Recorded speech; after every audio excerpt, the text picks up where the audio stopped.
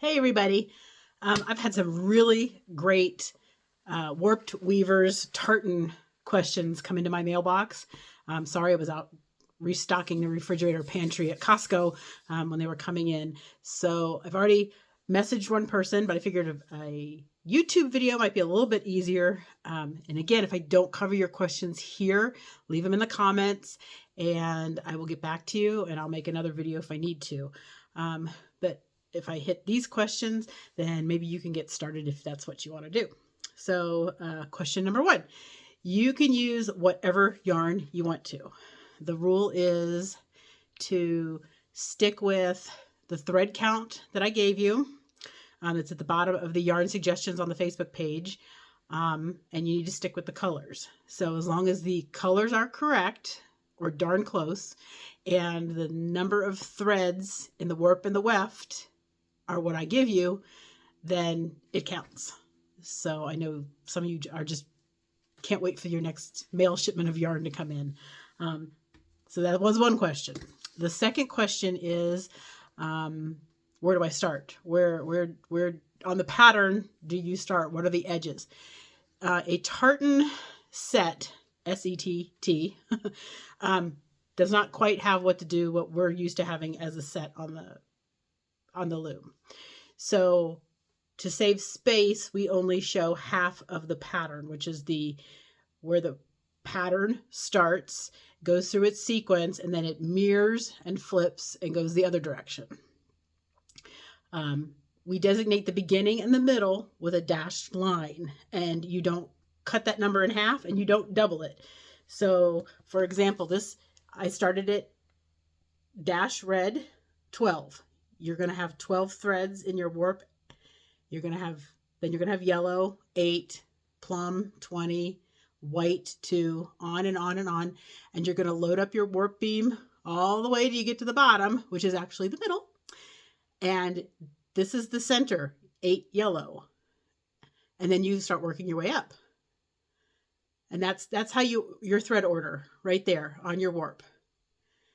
And then you get to the top and you work your way back down. And you can start anywhere you want to. I like to start 2 or 3 from the beginning. So my last one I started with plum 20, then I worked 8 yellow, then I did my 12 red, then I did 8 yellow again, 20 plum, on and on and on and on and on and on and on and on and on, and then back up until I was tired of doing warp. Actually, until I got about 10.5 inches, 11 inches of warp on the loom. That's all you have to do. And then when you do the weft, you do the same thing. You can start anywhere you want. No one's going to tell you started in the wrong place. You just have to make sure you go the right direction. So if you start here, you're going to go green, white, plum, yellow, red, and work your way down. So as long as you're consistent, you could start here at the green, and you could also go this direction. And you get down to the yellow 8, and then you turn around and you go back up. You don't double the dashes. You don't half the dashes. Those are your absolutes. You keep that number. Okay, does that make sense? And then when you end up looking at your pattern, it looks like it's flipping back and forth. Okay, make sense? Next question was, I have a rigid headed loom or a very small table loom. That's a lot of thread. Yes, if you're using very large thread, very large yarn, a full set, so from this point to this point and back again, is 312 threads. And if your machine's not big enough, it's not big enough. That's okay. So what I would suggest is you warp what you can, and using the correct set, the correct ends per dent for your yarn size. Use the correct in your loom. Thread which section of this you like the best, and then do the entire, when you do your weft and your weaving, do all the way through, all the way back up, all the way through, all the way back up. Then your finished piece of fabric will look like it was cut from a larger warp width piece of fabric. So don't panic. Don't go, oh my gosh, I've only got this much room if I use number 4 knitting acrylic yarn and it's DK weight or worsted weight and I can only get from here to here. I can't get all the way back, or I can only get from here to here. That's okay. It will be beautiful. If you want to and you like the look of this section better, then warp the part of this that'll fit your loom, and then make sure you do your weft all the way down, all the way back up, and it will look like a section of a larger piece of fabric. And like I said, there's no tartan police that's going to come after you in the middle of the night and go, oh, you did that wrong. And that doesn't represent what it is. It does. Pieces, smaller pieces are cut from bigger pieces all the time. I have keychains. I have a wallet. I have a purse. And the whole set is not represented on there. It's sometimes the piece is smaller than what the set is, and you can't. So if that makes sense, we're good to go. The other question was, what about setting your thread in the reed? Use the ends per inch through your reed that is good for your yarn. For my 10-2, that was 30 ends per inch, which meant in my number 10 reed, that was 3 ends per slot. If you're going to go with 8-4, I don't remember what that is. Is it 20? Somebody correct me if I'm wrong. I don't use it that often. Whatever's comfortable. What you're shooting for, and it doesn't have to be exact perfect, no one's coming after you, is where you have, do a test sample when you start, and where you have the same section of your tartan plaid crossing each other. So this is the 20 heather. So there's 20 threads in the warp and 20 threads in the weft. That should be a square wherever they cross, or darn close. If it's a rectangle and it's too wide, it's wider this way than this way, then you need to put more ends in your dent, by not a lot. If it's too short, you need to spread them back out. But that's how you fix that. You need to be close.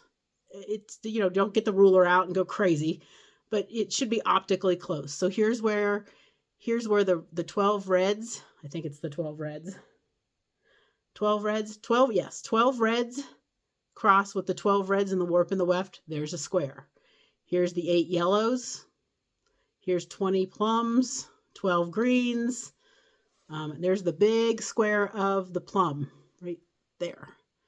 So you can kind of tell when it's off, but okay. So here's a good example if you're warping and if you like this section and that's all that fits on your warp, then that's what you put on there. But then as you weave, you get all the other colors and all the other bands. It's still beautiful. So fit what you're comfortable with, fit what you can afford, use the yarn you can afford, use the colors within the parameters of, it's plum. It should not be Barney dinosaur purple. Your golden yellow, your wine red, your olive green. I got one question on which ones do I use. I don't know all the yarn brands. What I would do is find your favorite brand and start with that plum. The plum is the tricky one. Find a plum you love in that line, and then find a lighter shade of plum or dusty purple, lilac, French lilac that goes with that plum. The next tricky color is the green, and that's an olive green or a lighter forest green if you have to. After that, it's a golden yellow, a warm yellow.